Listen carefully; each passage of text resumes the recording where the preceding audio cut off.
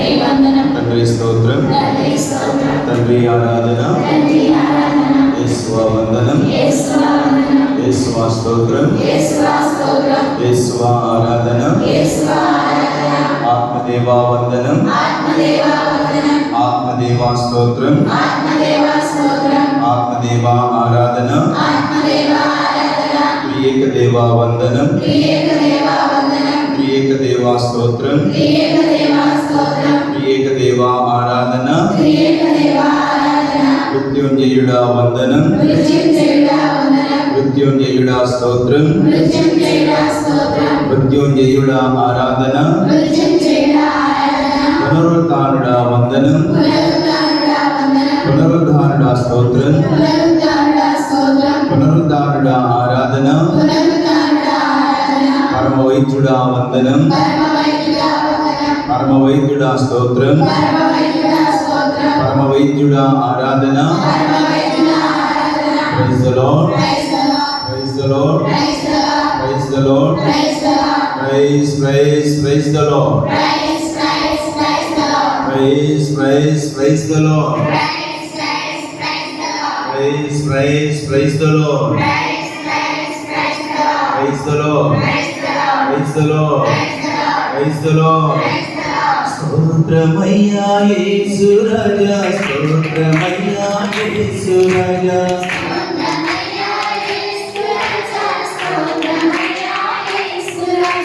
స్తోత్రమయ్యా యేసు రాజా, స్తోత్రమయ్యా యేసు రాజా,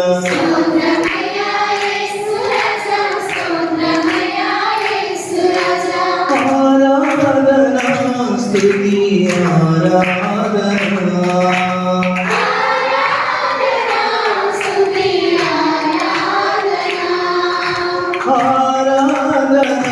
స్తుతి ఆరాధన,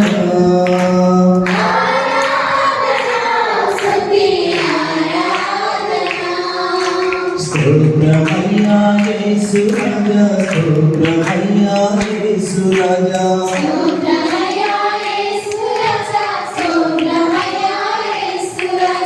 నేనే సత్యం, నేనే జీవం, నేనే మార్గం అన్నావు,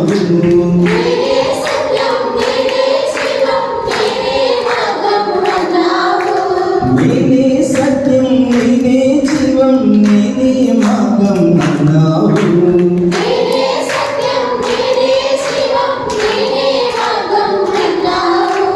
ఇద్దరు ముగ్గురు కూడిన చోట ఉండాలని అన్నావు, ఇద్దరు ముగ్గురు కూడిన చోట ఉండాలని అన్నావు, ఆరాధన స్తుతి ఆరాధన,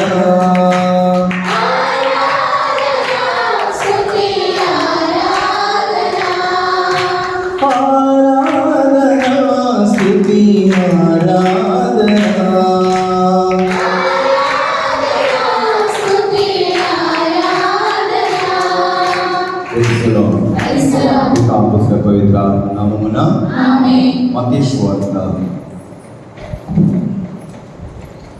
5వ అధ్యాయము 20వ వచనం నుండి 26వ వచనం వరకు. మత్తయి సువార్త 5వ అధ్యాయము పవిత్ర వచనములు 20వ వచనం నుండి 26వ వచనం వరకు. ధర్మశాస్త్ర బోధకుల కంటే పరిసయ్యుల కంటే మీరు నీతివంతమైన జీవితము జీవించునని తప్ప పరలోక రాజ్యమున ప్రవేశింపరని చెప్పుచున్నాను.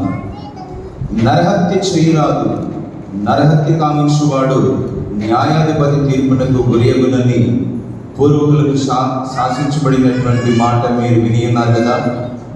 నేను ఇప్పుడు మీతో చెప్పినది ఏమనగా, తన సోదరునిపై కోపపడువాడు తీర్పునకు గురియగును, తన సోదరుని వ్యర్థుడా అనువాడు నరకాగ్నిలో ప్రగ్గును.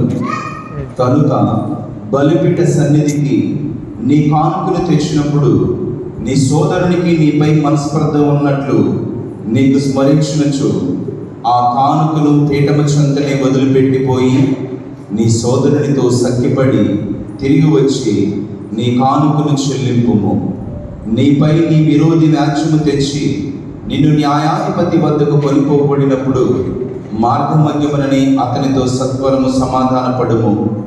లేనిచో అతడు నిన్ను న్యాయాధిపతికి అప్పగించును, న్యాయాధిపతి నిన్ను చెరవేయించును.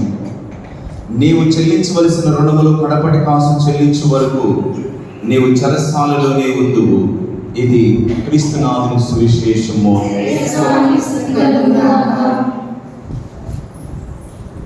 ప్రభు ఇచ్చినటువంటి సమయమును బట్టి, ఈ రోజును బట్టి, సజీవ లెక్కను ఇచ్చిన విధానాన్ని బట్టి, తల్లి శ్రీ సభ ద్వారా మనకి ఇచ్చినటువంటి తపస్కాలను బట్టి, మరి యొక్క శిల్వ ధ్యానాలను బట్టి ప్రభుకి మనమందరము కూడా కృతజ్ఞతా స్తోత్రాలు అర్పిస్తూ, మరి ఈరోజు ఉపవాస ప్రార్థన ద్వారా ఎంతో దేవుడు మనల్ని దీవించున్నారు. చిన్న ప్రార్థన చేసుకుని దేవుని యొక్క వాక్యాన్ని మన హృదయంలోనికి ఆహ్వానిద్దాం. వీలున్నటువంటి వాళ్ళు మోకరించగలిగితే ఆ ప్రభువుని చూస్తూ ఉన్నాడు. ఆ ప్రభువే యెత్షెమనే తోటలో మోకరించి చేతులెత్తి ఆకాశం వైపు చూస్తూ తండ్రి యొక్క బలాన్ని, శక్తిని మరి పొందుకున్నాను. మరి మనము కూడా ఆయన మాదిరిగా మనము కూడా అటువంటి విశ్వాసాన్ని వెల్లబుచ్చుదాం. మహాపరిశుద్ధుడా, ప్రేమగల కృపగల దేవా, దయగలిగిన తండ్రి యేసయ్యా, గడిచిన దినములన్నీ రాత్రంతయో ఈ పగలంతయో కూడా ప్రభువా నీ అనంతమైన, నీ అపారమైనటువంటి ప్రేమను మా పైన చూపిస్తూ, మేము నిన్ను ప్రేమించామని కాదు కానీ నీవే మమ్మలను ప్రేమించి సజీవులు కదా నిన్ను స్తుతించగలిగేది, మృతులు నిన్ను స్తుతించలేరు కదా అని మీ మాయ వాక్యము ద్వారా మాతో మాట్లాడి మమ్మల్ని సజీవులందరూ వచ్చి మీ సజీవమైన మాటలు, వాక్యాన్ని ఈ రోజంతా కూడా ఉపవాస ప్రార్థన ద్వారా మీ సన్నిధానములు అన్యుల ఇళ్లలో 1000 గడుపుడు కంటే కూడా నా మందిరములో ఒక్కరోజు వసించుడు ఎంతో మేలని మీ లేఖనాల ద్వారా, మీ యొక్క భక్తుల ద్వారా మీరు మాట్లాడారు ప్రభువా. అయ్యా, ఈ రోజు మమ్మల్ని దీవించారు. నేను మరలా తిరిగి ఈ శిలువ ధ్యానాల్లో మీరు తోడుండి ఆశీర్వదించారు. కొద్ది సమయం నాయన మీ యొక్క వాక్యము, మీ మాటలు మా హృదయాల్లో మేము బదులుపరచుకోవడానికి అయా మా వాక్యము ద్వారా ఇదిగో ప్రభు మా హృదయాల్లోనికి వేసేసిరండి ప్రభువా. ఇదిగో మా హృదయాలను శుద్ధి చేయండి. చీకటిలో ఉన్న పాపములు, ఉన్న గర్వంతో, అహముతో, ఇదిగో ఈర్ష్యతో ఉన్నటువంటి మా హృదయాలను ప్రభువా అయాగునైనా శుద్ధి చేయండి తండ్రి. ఇదిగో ప్రభు మీ యొక్క రక్తంతో, పంచగాయన కరతంతో, రక్తంతోనైనా కడిగినైన మేము తిరిగి తేలికైన మనసుతో, హృదయంతో తిరిగి వెళ్ళడానికి సహాయం చేయండి ప్రభువా. వచ్చినటువంటి బిడ్డలను యంత్ర శబ్దం ద్వారా బిడ్డలను వినగలిగిన చెవులను గ్రహించి మనస్సులను బిడ్డలందరూ కూడా అనుగ్రహించి ఓటి చేతులతో తిరిగి వెళ్ళకుండా ప్రభువా నీ బలమైన, అద్భుతమైనటువంటి, ఆశ్చర్యకరమైనటువంటి, జీవము కలిగినటువంటి నీ మాటలను ప్రభువా స్వీకరించి అయా ముందుకు సాగటానికి సహాయం చేయమని నాతో మాతో అందరితో కూడా మీరు మాట్లాడి మహిమ తెచ్చుకోవడమని మన నాథుడిని యేసుక్రీస్తు పరిశుద్ధ నామములో ప్రార్థిస్తున్నాం తండ్రి. మరొకసారి మనందరూ కూడా ఆ దేవదేవుడు త్రిత్వేక సర్వేశ్వరుడు మనల్ని దీవించి ఈ యొక్క శిలువ ధ్యానాలలో పాల్గొనడానికి అవకాశం ఇచ్చిన ఈ సమయాన్ని బట్టి 2 చేతులెత్తి పూర్ణ హృదయంతో ఆ దేవదేవునికి కృతజ్ఞతా స్తోత్రాలు అర్పించుదాం. Praise the lord, praise the lord, praise the lord. క్రీస్తునాథుని మిక్కిలి ప్రియులారా, ఈ రాత్రి కాల సమయంలో, ఈ తపస్కాల మరి ఆ సాయంత్ర కాలంలో మనమందరం కూడా 9వ రోజున ప్రభు సన్నిధానంలో ఈ బుధవారము శిల్వ ధ్యానాల ద్వారా, ఈ శుక్రవారము శిల్వ ధ్యానాల ద్వారా మనం ఉన్నాము ప్రియులారా. ఈరోజు నేత్రాశకు వెళ్ళవద్దని ప్రభు తల్లి శ్రీ సభ మనకి ప్రబోధిస్తూ ఉంది ప్రియులారా. ఈ లోకంలో మనము పాపములు పడాలి అంటే నేత్రాశలో మొదటిగా మనం చూస్తూ ఉన్నాము. ఈ నేత్రాలతో చేసేటువంటి ప్రతి పాపము ఇవి శరీరంలోనికి వెళుతూ ఉంది ప్రియులారా. మత్తయి సువార్త 6వ అధ్యాయం 22వ వచనంలో నీ కన్ను నీ దేహమునకు దీపిక. ఎప్పుడైతే నీ కన్ను తేటగా ఉంటుందో నీ యొక్క దేహం అంతా కూడా, నీ శరీరం అవయవాలన్నీ కూడా బాగుగా ఉంటాయి, శక్తివంతముగా ఉంటాయి. ఎప్పుడైతే నీ కళ్ళు మసకబారతాయో, నీ కన్ను లోకం వైపు, పాపం వైపు, సాతాను వైపు, ఇగో చెడు వైపు, చెడు యొక్క వ్యసనాల వైపు చూస్తాయో, నీ శరీరం అంతా కూడా మలిమైపోతుంది, నీ శరీరం అంతా కూడా పాడైపోతుంది, దేవునికి పనికి రాకోకుండా పోతుంది. నీ యొక్క ఆత్మ కూడా జీవించడానికి నీ శరీరము ఇగో పనికి రాకుండా పోతుందని మత్తయి గారు చెప్తూ ఉన్నారు. చూడండి 6వ అధ్యాయం 22వ వచనంలో నీ కన్ను నీ దేహమునకు దీపిక. నీ కన్ను తేటగా ఉన్నచో నీ దేహమంతయు కడ కాంతివంతమవుతుంది, అంటే పరిశుద్ధమవుతుంది. కాంతి అంటే పరిశుద్ధత ప్రియులారా. నీ కళ్ళు శ్రేష్టంగా ఉన్నాయనుకో, మంచిని చూస్తున్నాయనుకో, వాక్యాన్ని చూస్తూ ఉన్నాయనుకో, వాక్యాన్ని చదువుతూ ఉన్నాయనుకో, అది నీ హృదయం అంతా కూడా శ్రేష్టంగా మారుతుంది. ఇగో మంచి శ్రేష్టమైన ద్రాక్షరసముగా మారుతుంది. శ్రేష్టమైన మంచి ద్రాక్ష తీగకు ఫలించే ద్రాక్ష తీగ వల్లికి అంటుకట్టబడినటువంటి తీగ వల్లి నిత్యము కూడా ఫలిస్తూ ఉంటుంది ప్రియులారా. Praise the lord.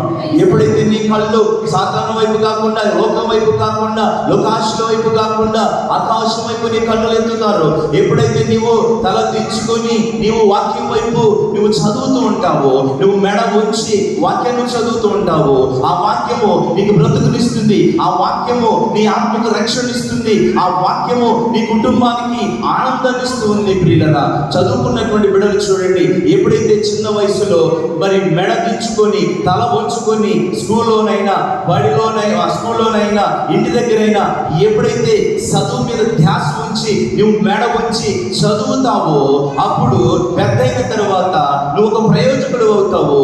అప్పుడు తల ఎత్తుకుని నీవు తిరగగలుగుతావు ప్రియులరా. ఎప్పుడైతే నువ్వు చదవవలసినటువంటి వయసులో నువ్వు చదవవలసినటువంటి తల దించుకొని చదవవలసినటువంటి వయసులో తల దించుకోకుండా ఇదిగో నాకేంటి, నేను చదవచ్చు, లేదంటే చదువు నాకు అవసరం లేదని నువ్వు తల ఎత్తుకుని ఎప్పుడైతే నీ వయసులో, చిన్న వయసులో, యవన వయసులో, బాల్య దశలో నువ్వు తల ఎత్తుకుని తిరుగుతావో, అప్పుడు నీవు పెరిగి పెద్దవాడైన తర్వాత నీ పరిస్థితి తల దించుకోవలసినటువంటి పరిస్థితి వస్తుంది.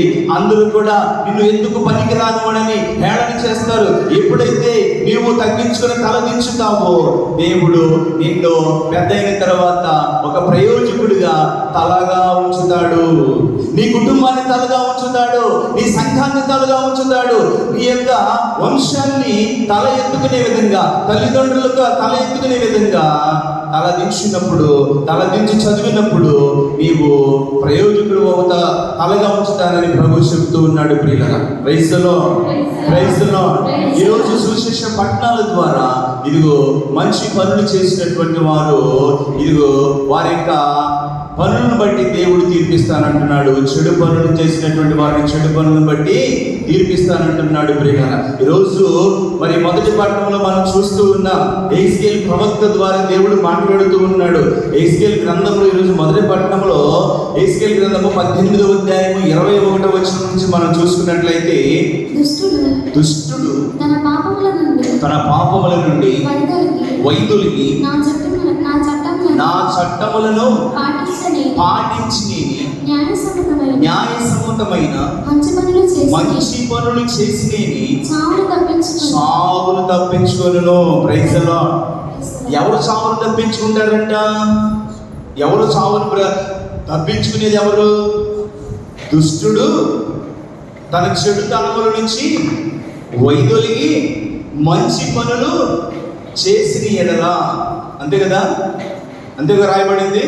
దుష్టుడు తన చెడు పనుల నుండి, పాపము నుండి, చెడు అలవాట్ల నుంచి బయటకు వచ్చి మంచిని గ్రహించి మంచి సమరయుల దగ్గరికి వచ్చి, మంచి ద్రాక్షవల్లి దగ్గరికి వచ్చి, పరిశుద్ధం దగ్గరికి వచ్చి, వాక్యము దగ్గరికి వచ్చి, సమరయ స్త్రీ వలె ఆ ప్రభు దగ్గరికి వచ్చి జీవజలాలను తీసుకువెళ్ళినట్లుగా ఎవరైతే తన దుష్టుడు, పాపాత్ముడు, చెడ్డవాడు తన పాపములను విడిచిపెట్టి దేవుని యొక్క పాద సన్నిధానములు విడిచిపెట్టి నేను పాపిని ప్రభువా అని ఒక మంచి పాప సంకీర్తన నాతాను ప్రవక్త దగ్గర దావీదు వల్ల ఏ విధంగా అయితే చేస్తాడో, ఇదిగో వాని యొక్క చెడు పనులు మానేసుకొని మంచి పనులు ప్రారంభిస్తాడో, ఆ మంచి పనులు బట్టి చెడు పనులు గుర్తుకు రావంట. చెడు పనులు గుర్తుకు రాకుండా ఉండాలంటే మంచి పనులు ఎక్కువ చేసినప్పుడు తన చావును తప్పించుకొని బ్రతుకుతాడంట ప్రియులను. Praise the lord. తర్వాత అక్కడ 23వ వచనంలో ఏం రాయబడింది? దుష్టుడు చనిపోవుట వలన నాకు సంతోషం కలుగున అతడు తన ప్రవర్తనను సరిదిద్దుకొని బ్రతుకుతే కదా నాకు సంతోషము అని ఆమె ప్రభువు నుడువుచున్నాడు. ఇక్కడ చూడండి, ఒక చెడ్డవాడు మరణించడం నాకు ఇష్టం లేదు ప్రియ, నేను సంతోషం చెందను. ఇదిగో మనుషులైతే చెడ్డవాడు చనిపోతే వాడు పాపములు చేసాడు చనిపోయాడు అని మరలా నేరారోపణ చేస్తూ ఉంటారు ప్రియ. కానీ దేవుడు అంటే కాదు. ఇదిగో ఒక చెడ్డవాడు ఒక ఆత్మ నశించిపోతుందంటే నాకు సంతోషం కలుగునా? సంతోషం నాకు ఏమాత్రం కూడా. ఇదిగో నీవు కష్టాల్లో నేను కష్టాల్లో ఉండడం ఆయన దేవునికి ఇష్టం లేదు, మనుషులకి ఇష్టమే. ఇదిగో మనము కష్టాల్లో ఉండడం మనుషులకి ఇష్టమే. మనకి గిట్టలేటువంటి వారు ఎవరైనా ఉంటే, మనం అంటే ఆ ప్రేమ లేనటువంటి వారు ఎవరైనా ఉన్నారు అంటే వారికి ఇష్టమే. కానీ నేను మంచివాళ్ళైనా చెడ్డవాళ్ళైనా ఇదిగో మారుతాడు, మారు మనసు హృదయ పరివర్తన పొందుతాడు. ఇకనైనాను ఇదిగో ఎరువు వేస్తాను, నీరు పెడుతూ ఉన్నాను, ఇదిగో మంచి ద్రాక్ష ఫలము ఇక ఉంటాడు అని ప్రభు ఎదురు చూస్తూ ఉంటాడంట ప్రియుల. మన కోసము ఈ సంవత్సరమైన దీక్షా కాలంలో మారుతాడు, ఈ సంవత్సరమైనా మారుతాడు, ఈ సంవత్సరమైనా మారుతాడని ప్రభు ఎదురు చూస్తాడంట ప్రియుల. అందుకని ఇగో దుష్టుడు మరణం అందుంటే నాకు సంతోషము కలుగునా? తన యొక్క మరి దుర్మార్గతుల నుండి, చెడు నుంచి, పాపము నుంచి బయటికి వచ్చినట్లయితే కదా నాకు సంతోషము. తర్వాత చూడండి 24వ వచనం రాయబడింది, సజ్జనులు తన సత్కార్యముల నుండి వైదొలిగి దుష్కార్యములను పాల్పడినేవి దుష్టులు చేయు హేయమైన కార్యములు చేసి అతడు బ్రతుకునా అతడు బ్రతకడు, అతని సత్కార్యములు జ్ఞాపకము రావు, అతని ద్రోహములకు గాను పాపములు అతడు చచ్చితీరును. Praise the lord. 21-22 వచనంలో ప్రభు ఏం చెప్తున్నాడు? ఒక దుష్టుడు తన పాపములను ఒప్పుకొని, సామెతల గ్రంథంలో రాయబడింది కదా 28వ వచనంలో, సామెతల గ్రంథము 28వ వచనంలో, తన పాపములను కప్పిపెట్టుకొని వాడు బాగుపడడు, తన పాపములను ఒప్పుకొని వారిని పరిత్యజించువాడు దేవుని దయ పొందును. ఇక్కడ చూడండి ఈ 21వ వచనం 22వ వచనంలో దుష్టుడు తన పాపముల నుండి వైదొలుగుతూ ఉన్నాడు, తన పాపాన్ని తెలుసుకున్నాడు ప్రియులరా. ఇగో పాపభీతి కలిగి ఉన్నాడు, పాపం అంటే భయం కలిగి ఉన్నాడు. ఇగో ఆ పాపాన్ని వదిలివేయాలనుకుంటున్నాడు. ఆ వదిలివేసిన తర్వాత తను మంచి పనులు ప్రారంభించడం మొదలుపెట్టాడు. ఆ మంచి పనులు ప్రారంభించడం మొదలుపెట్టిన తర్వాత తన పాపములను ఒప్పుకున్నాడు కాబట్టి ఇదిగో దానికి ప్రాయశ్చిత్తం దొరికింది, పాప క్షమాపణ దొరికింది, పాప మన్నింపు దొరికింది. ఇదిగో అతడు తన మంచి పనుల ద్వారా చెడు పనులు గుర్తుకు రావడం లేదు ప్రియులారా. ఇది ఎప్పుడు జరుగుతుంది? జ్ఞానస్థానముకు ముందు ప్రక్రియ ఇది జరుగుతుంది ప్రియులారా. జ్ఞానస్థానము అంటే జన్మ పాపములు కర్మ పాపములు పోగొట్టే ఒక దేవద్రవ్యమైన దివ్య సంస్కారము ప్రియులారా. జ్ఞానస్థానం తీసుకుంటేనే పరలోకం వెళ్ళిపోరు. ఒక ఆధార్ కార్డు, ఒక గుర్తింపు జ్ఞానస్థానము ప్రియులారా. దేవుని యొక్క రాజ్యానికి ఇగో టికెట్ బుక్ చేసుకోవడం ఒక రిజర్వేషన్ అన్నమాట. అంతే తప్ప అది కన్ఫర్మ్ అవ్వాలి. అది మనం వెయిటింగ్ లిస్ట్లో ఉంటాం. వెయిటింగ్ లిస్ట్లో నుంచి మనము పర్మనెంట్ లిస్ట్లోకి వెళ్ళాలంటే అది నీ ప్రవర్తన మీదే ఆధారపడి ఉంటుంది. Praise the lord. నీ యొక్క మంచి పనుల మీదే ఆధారపడి ఉంటుంది ప్రియులారా. ఇక్కడ చెడు పనులు మానేశాడు, మంచి పనుల ద్వారా తన పాపములకు గుర్తుకు రావు. తెలియక చేసినటువంటి పాపాలకు క్షమాపణ ఉంది కానీ తెలిసి చేసినటువంటి పాపానికి క్షమాపణ లేదు ప్రియులారా. ఇక్కడ తెలియకుండా చేశాడు, అందుకని మంచి పనులు ప్రారంభించాడు. తన పాపములు గుర్తుకు రావట్లేదు, మంచి పనుల ద్వారా తను బ్రతికిపోతాడు అని ప్రభు చెప్తున్నాడు. ఇక్కడ 24వ వచనంలో ఏం చెబుతుంది? సజ్జనుడు తన మంచి పనుల నుండి, మంచివాడు తన మంచి పనుల నుండి వైదొలిగి చెడు పనులు చేసిన ఎడల ఆడు తప్పక మరణిస్తాడని చెప్తున్నాడు ప్రియులారా. అప్పుడు వాడు మంచి పనులు గుర్తుకు రావు. ఎందుకంటే ఇది మంచి పని కాదు, ఇది పాపము, ఇది చెడు, ఇది అబద్ధము, ఇది చీకటి సంబంధులు చేసే పని అని తెలిసి కూడా పాపము చేశాడు. ఎవరు చేస్తారు ఇది? ఇదిగో జ్ఞానస్థానం పొందిన తర్వాత కూడా ఒక ఉపదేశులే కావచ్చు, ఒక గురువులే కావచ్చు, ఒక కన్యాస్త్రీలే కావచ్చు, ఇగో ఎవరైనా పడి గృహస్థ క్రైస్తవులుగా మీరైనా కావచ్చు, ఉపదేశులుగా మేమైనా కావచ్చు, దేవుడిని తెలుసుకున్న తర్వాత, దేవుని వాక్యాన్ని బోధిస్తున్న తర్వాత, వాక్య ఆహారము శరీర రక్తాలను మనం భుజిస్తున్న తర్వాత కూడా పాపము చేస్తే మన మంచి పనులు దేవునికి గుర్తురావంట. కారణం ఏంటి? ఇది చెడు అని మనం తెలుసు కూడా చేసాం, ఇది అనకూడదని తెలుసు కూడా మనం అంటూ ఉన్నాం. దీనికి క్షమాపణ లేదు. వాడేం చేశాడు? చెడు పనులు చేశాడు, ఇది చెడని ఇదిగో తెలుసుకున్నాడు, మంచి పనులు చేశాడు. ఇది జ్ఞానస్థానం ముందు జరిగిన ప్రక్రియ. కాబట్టి చెడు పనులు మన్నించి మంచి పనుల ద్వారా దేవుడు తనను రక్షించాడు. ఇక్కడ మంచి తెలుసు కూడా నువ్వు పాపం చేస్తున్నావా, నీకు క్షమాపణ లేదు. ఇక్కడ నీ పాపములు చచ్చి తీరాల్సిందే. సమూయేలు 2వ గ్రంథంలో 12వ అధ్యాయం 13వ వచనంలో ఇదిగో దావీదు పాపం చేశాడు. ఏం పాపం చేశాడు? భక్తుడు దావీదు అంటే నాకు బహు ప్రియుడు అని రాస్తూ ఉన్నాడు దేవుడు. అపొస్తలుల కార్యాల్లో 11వ అధ్యాయం 22వ వచనంలో దావీదు నాకు బహు ప్రియుడు అని రాయబడి ఉంది. పిల్లలు చూడండి, అపొస్తలుల కార్యాల్లో 13వ అధ్యాయం 22వ వచనం.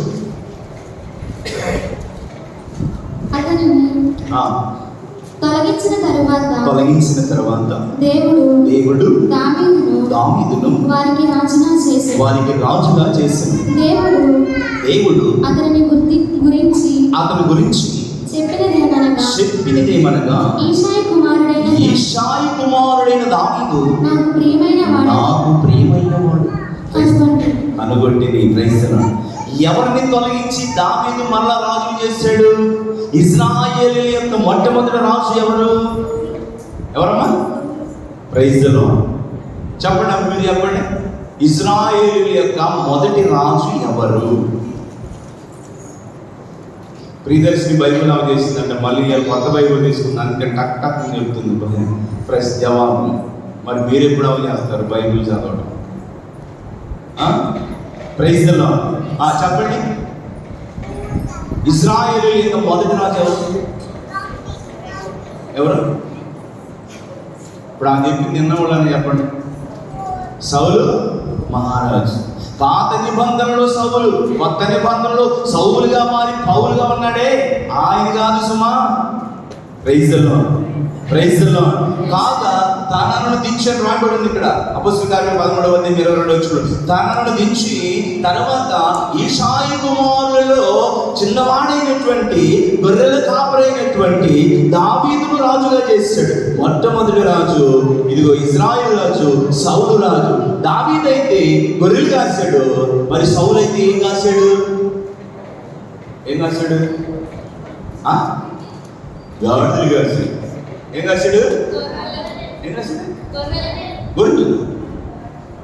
జోకాల నిజంగానే గాడిదలు కాశాడు. ఆయన సౌలు కాసేది గాడిదలేనమ్మా. ప్రైజ్‌లార్డ్. సౌలు గాడిదలు కాశాడు.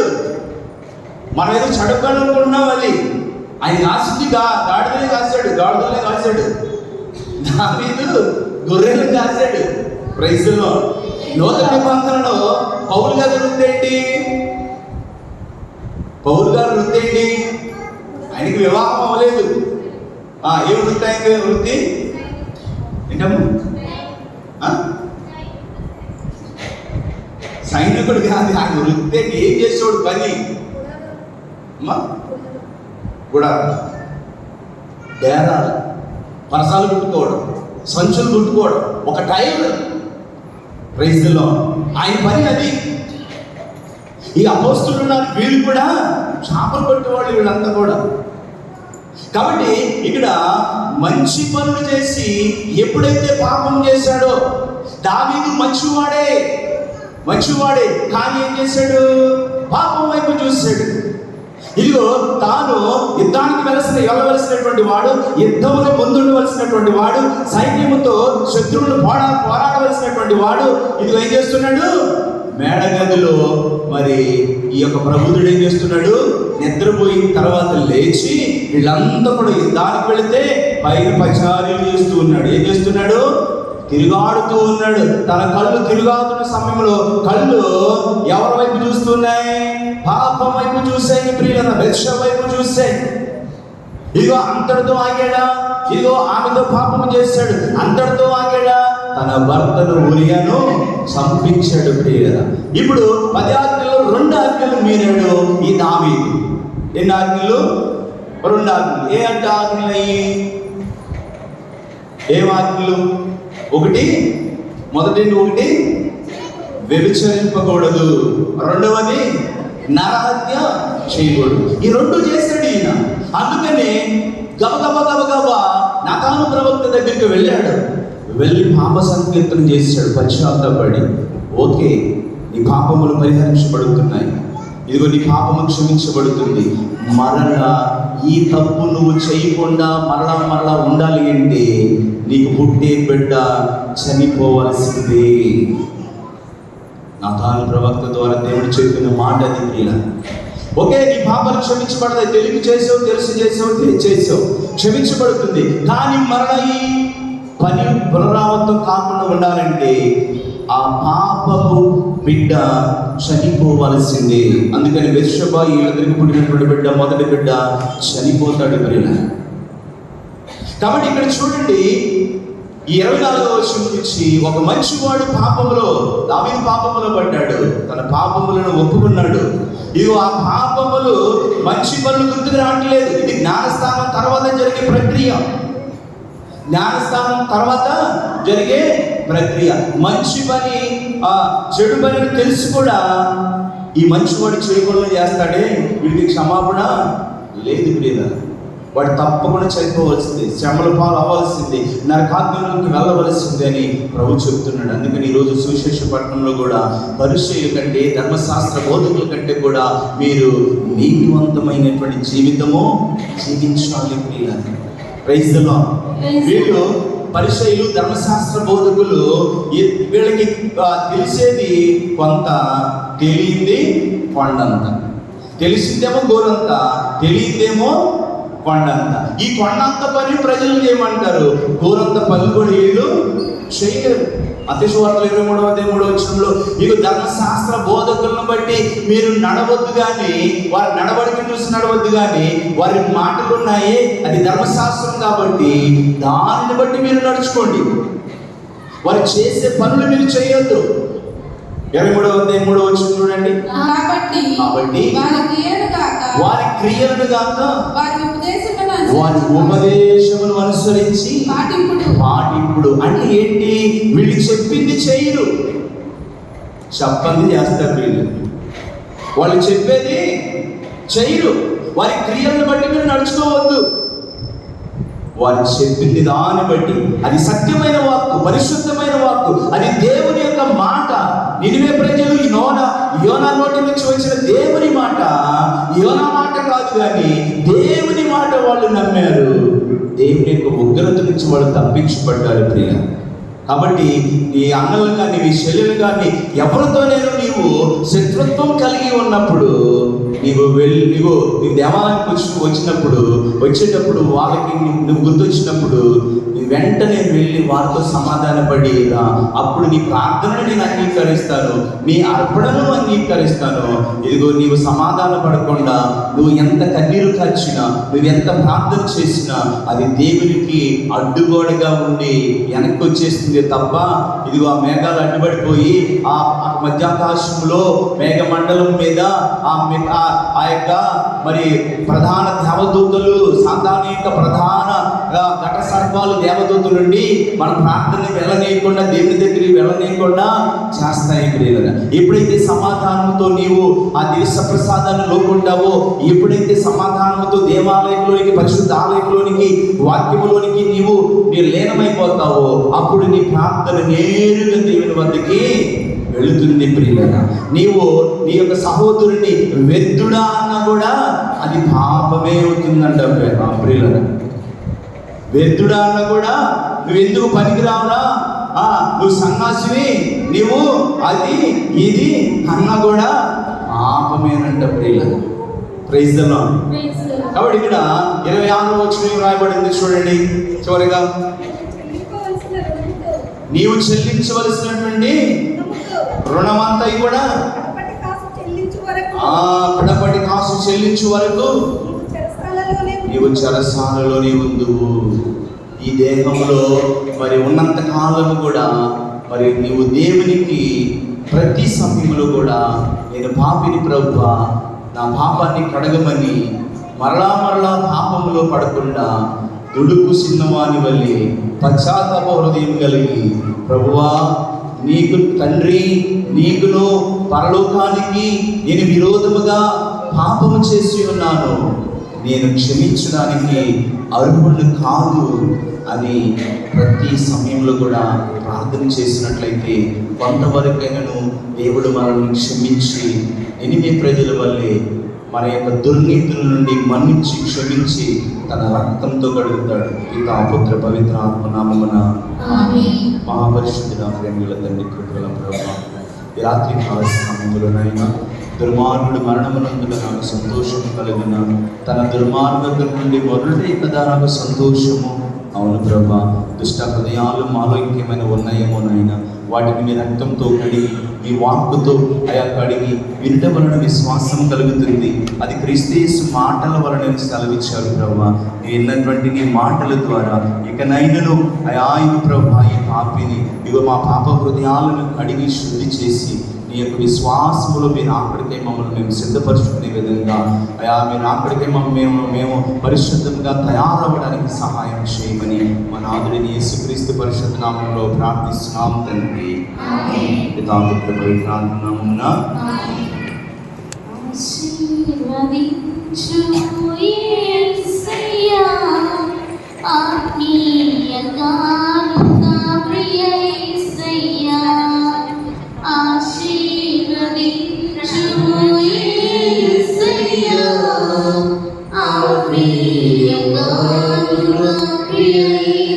Amen.